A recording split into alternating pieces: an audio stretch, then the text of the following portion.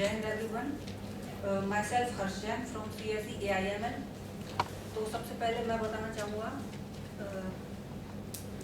कि आज जैसा कि आज हमने सीखा कि हम अपने आप को और दूसरों को ओवर एंड अंडर इवेल्युएट कर लेते हैं किसी ना किसी वजह से, जिससे कि जब हम किसी को अंडर इवेल्युएट करते हैं या अपने को भी करते हैं तो जिससे हम ईगो में आ सकते हैं,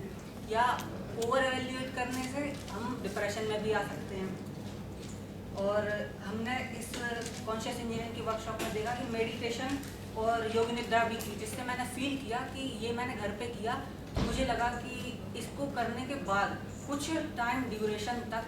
मैं अपने आप को ज़्यादा फोकस और कंसंट्रेट फील कर पा रहा हूँ, और इसके बाद मैं जो भी काम कर रहा हूँ उसको ज़्यादा फोकस और अवेयरनेस के साथ कर पा रहा हूँ।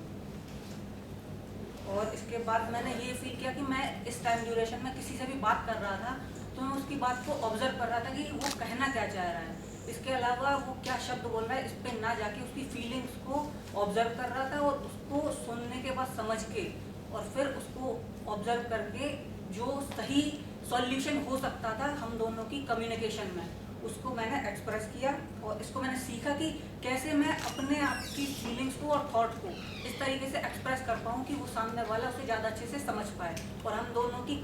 कम्युनिकेशन का एक अच्छा सॉल्यूशन निकल आए। और इसके बाद मैंने इस कॉन्शियस इंजीनियरिंग की वर्कशॉप में सीखा कि कई बार हम क्लास में बैठे होते हैं और